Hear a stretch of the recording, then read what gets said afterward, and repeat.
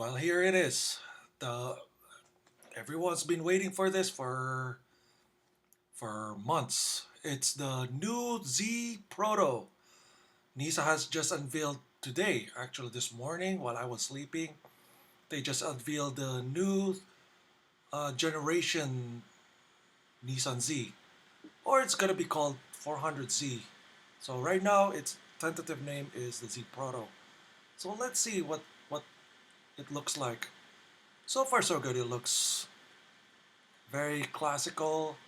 They tried to mishmash some elements from previous Zs, the ZX, the 240, the 260, the 280s, 350s, 370s. So yeah, it's looks clean. I heard some people didn't like the front square mouth, as you can see right there. Like, I think that was carried over from the 350Z, and then the rear taillights looks like a homage to the ZX, the Z31. I think Z31 maybe.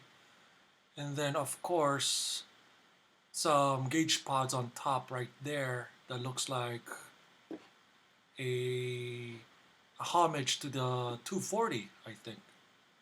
And there you go. There's the whole shebang right there. After some teasers from the Nissan next generation um, teaser video that focuses on the future products of Nissan, like the Aria, the the Patrol, the Terra, the Navara, the Frontier. But I think this is the biggest deal right now because as sports cars gets even more and more boring by the year passed by, and the good thing about this car is just it's gonna be a twin turbo V6 like everyone else is doing right now, and it's going to be finally there's a unlike the Supra, this one will feature a six-speed manual, which is hallelujah. But the Supra, I heard that they're building a manual transmission box for to match with the B58 straight six turbo engine.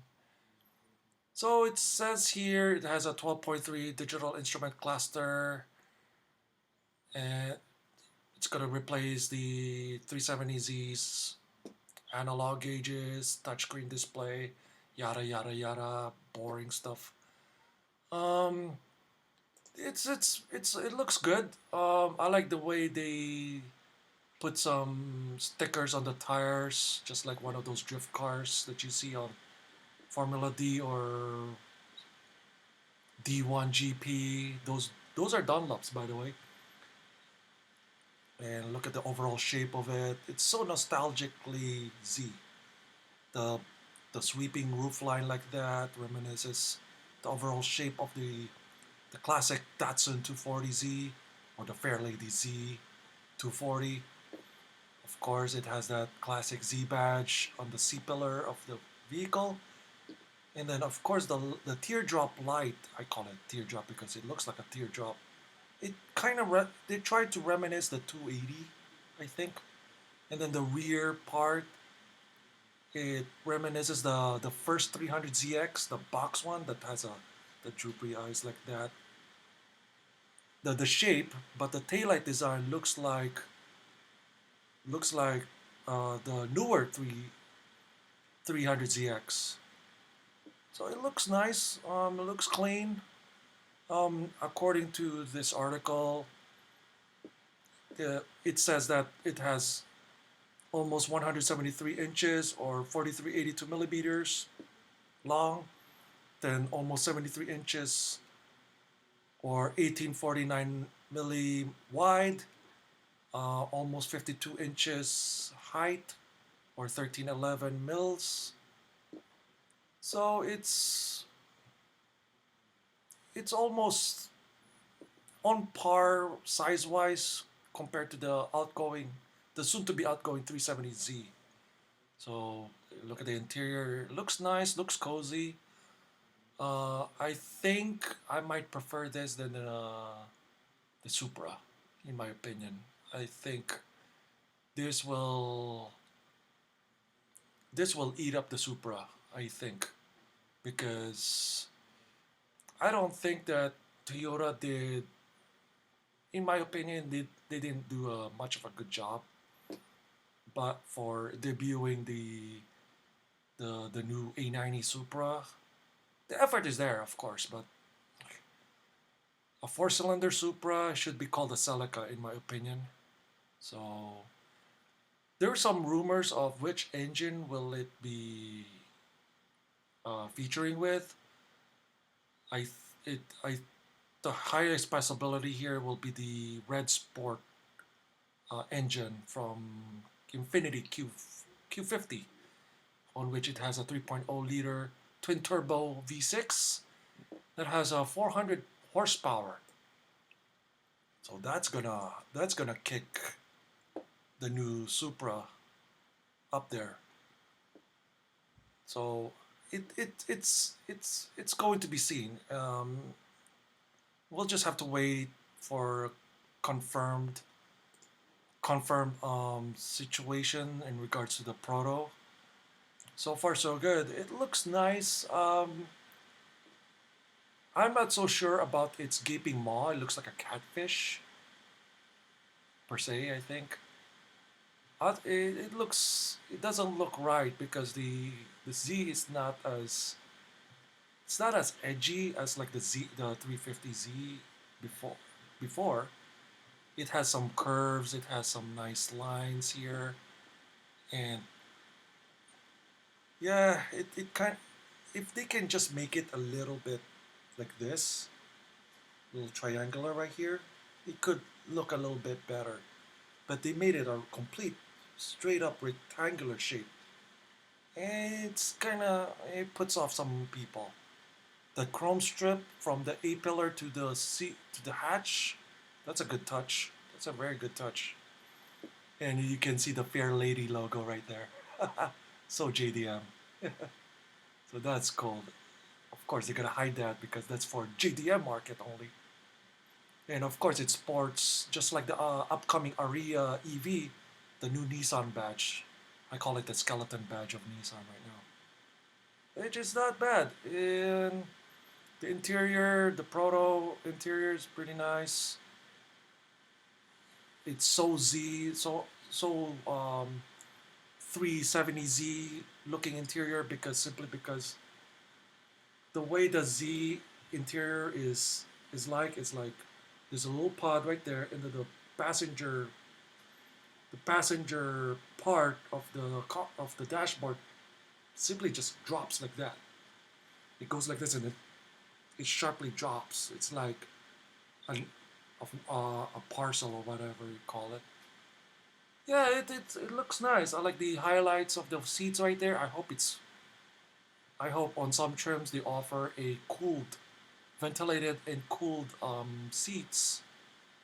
It looks supportive. It looks nice. You know, it's a good competitor to the Cayman and the Supra.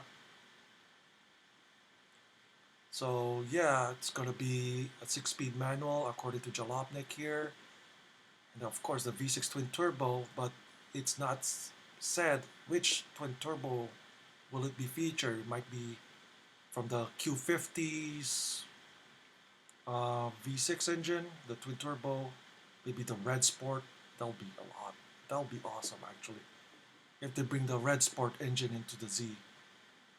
So blah blah blah. Hybrid. No news for hybrid. Don't care. Don't care. What what I'm after about this car is that there's a nice highlight indentation on the hood right there.